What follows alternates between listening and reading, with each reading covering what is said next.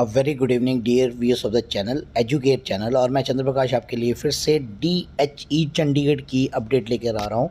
प्यारे बच्चों, काफ़ी सारे बच्चों को यही समझ नहीं आ रहा है कि विलिंगनेस फॉर्म किसने भरना है और किसने नहीं भरना है।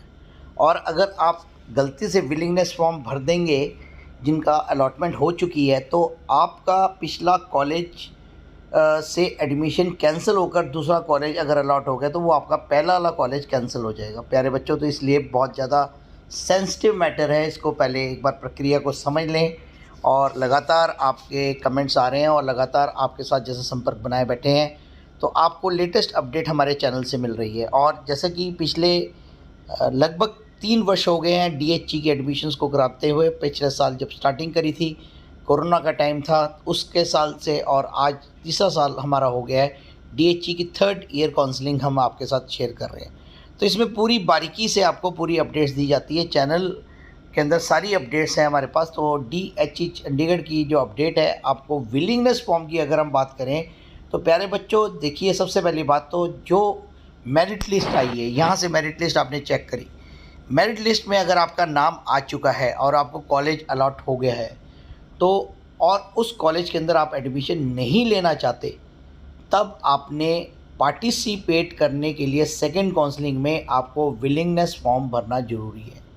और वो तमाम बच्चे जिनका फर्स्ट काउंसलिंग में अलॉटमेंट नहीं हुई है, कॉलेज की अलॉटमेंट की बात कर रहा हूँ, लिस्ट की बात नहीं कर रहा। ध्यान से सुनने वाली बात है कि लिस्ट अलग है, अलॉटमेंट ऑफ कॉलेज की लिस्ट अब जो आई थी हमारी 12 तारीख को, उसकी बात कर रहा हूँ।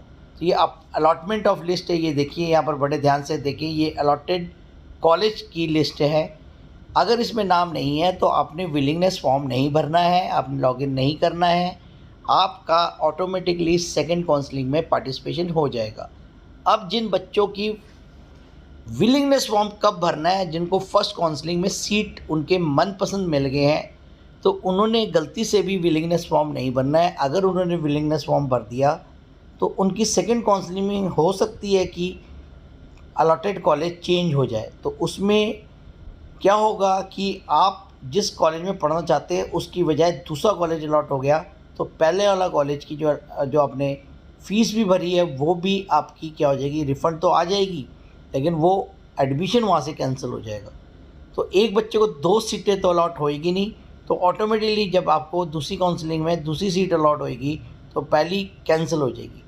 अब क्वेश्चन ये आता है कि विलिंगनेस कौन भरेंगे? वो भरेंगे जिन्होंने कॉलेज चेंज करना है। फर्स्ट काउंसलिंग में उनका मनपसंद कॉलेज नहीं आया है और वो उस कॉलेज में नहीं पढ़ना चाहता, तो वहाँ पर वो फ़ीस ना जमा कराएं और वो 19 तारीख, जैसा कि पता ही है आपको, 19 तारीख 12 बजे से पहले विलिंगनेस फॉर्म भरें और उनका फिर पार्टिसिपेशन हो जाएगा सेकंड काउंसलिंग में।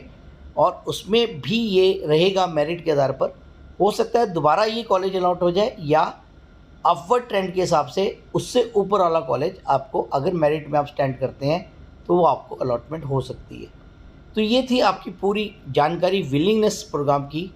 तो इसमें आप काफ़ी बच्चे कट ऑफ्स की बात करें, कट ऑफ्स तो आप जाके बेटा लिस्टों में देख सकते हैं कि भाई कितने रैंक तक कितनी कट ऑफ जा रही है। अब यूटी पूल में और आउटसाइड यूटी पूल में डिफरेंस है, क्योंकि हमारे पास 85% तो यूटी पूल की है और 15% जो सीटें हैं वो आउटसाइड पूल की है। तो उसमें आपकी परसेंटेज जो है वेरी करेगी।